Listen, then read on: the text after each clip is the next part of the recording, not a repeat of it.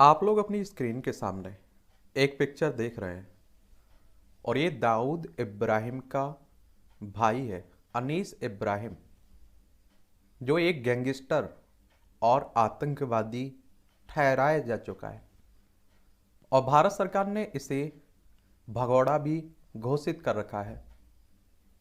Most wanted की सूची में भी आता है। तो आज हम लोग इसके बारे में एक सामान्य जानकारी देख लेंगे। आप लोग देखिए, ए दाऊद इब्राहिम है, ए अनीस इब्राहिम है। तो अगर आप देखें तो दाऊद का पहला असाइनमेंट दिया गया था मुंबई में बम धमाकों को लेकर, और मुंबई में सोने चांदी की स्मगलिंग का दाऊद का बना बनाया नेटवर्क था। और कहते हैं कि जिसका इस्तेमाल करके 1993 में जो आरडीएक्स मुंबई के करीब रायगढ़ के समुद्र तट पर उतारा गया था, दाऊद ने इस मिशन को अंजाम तक पहुंचाने की जिम्मेदारी सौंपी थी अपने छोटे भाई अनीस पर। और ये अनीस इब्राहिम ही है। साजिश में शामिल बाकी लोगों से तालमेल का काम अनीस ने ही किया था, और यही वजह है कि सीबीआई की ओर से मुंबई की टाडा अदालत में दायर बम कांड की चार्जशीट में अनीस का नाम बतौर वांटेड आरोपी दर्ज है। और सीबीआई की बात करते हैं तो सेंट्रल ब्यूरो ऑफ इन्वेस्टिगेशन की मैं बात कर रहा हूं, समझ रहे हैं। और जिसकी स्थापना कब हुई थी? 1 अप्रैल 1963 में हुई थी। नई दिल्ली में आप लोगों को हेडक्वार्टर इसका देखने को मिल जाएगा। किसका? सीबीआई का। दाऊद इब्राहिम के कुल 6 भाई हैं, लेकिन सभी भाई उसके गिरोह के कामकाज से नहीं जुड़े थे। दाऊद इब्राहिम का बड़ा भाई साबिर 80 के दशक में पठान गैंग से हुए गैंगवार में मारा गया था। उसका एक भाई नूर फिल्मों में गाने लिखता था, जिसकी कुछ साल पहले मौत हो गई थी। उसका एक भाई इकबाल 2003 में दुबई से डिपोर्ट करके मुंबई लाया गया था और फिलहाल जेल में है वो। मुस्तकीम और हुमायूं नाम के बाकी 2 भाई लो प्रोफाइल के थे। इसके दाऊद के काले कारोबार से खुद को दूर रखते थे, और हुमायूं की 2016 में कैंसर से कराची में मौत हो गई है।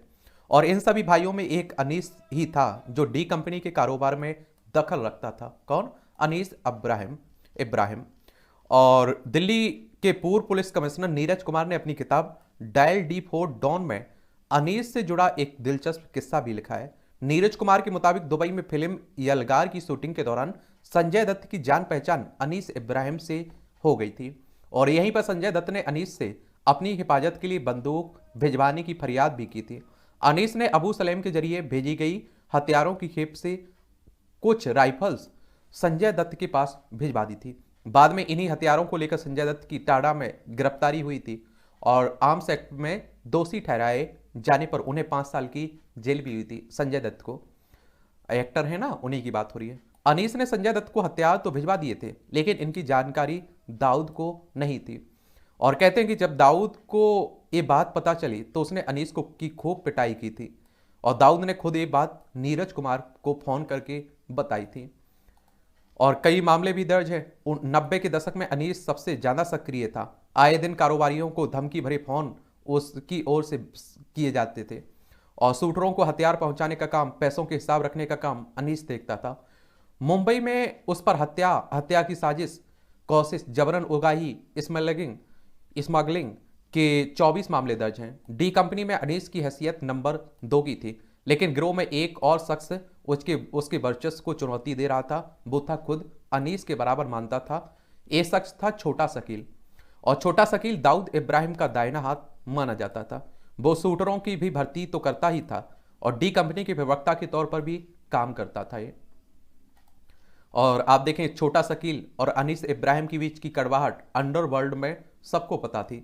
छोटा शकील कभी अनीस को ज्यादा सम्मान नहीं देता था, और बताया भी जाता है कि मुंबई की पाक मोडिया स्ट्रीट में जब डी कंपनी के लोग क्रिकेट खेलते थे, तब सभी लोग अनीस इब्राहिम को अनीस भाई करके बुलाते थे, लेकिन शकील उसे सीधे अनीस कहकर संबोधित करता था। वो खुद को अनीस से कम नहीं समझता था। तो एक अनीस इब्राहिम जो आतंकी जो ठहर माना जाता है, और आप देखते हैं कि गैंगस्टर, उसकी एक छोटी सी कहानी है ये। और इस तरह के और भी जो आपके देश के, हमारे देश के जो आतंकी हैं, गैंगस्टर हैं, उनके बारे में एक छोटी छोटी जानकारी हम लोग देखते रहेंगे। ठीक है।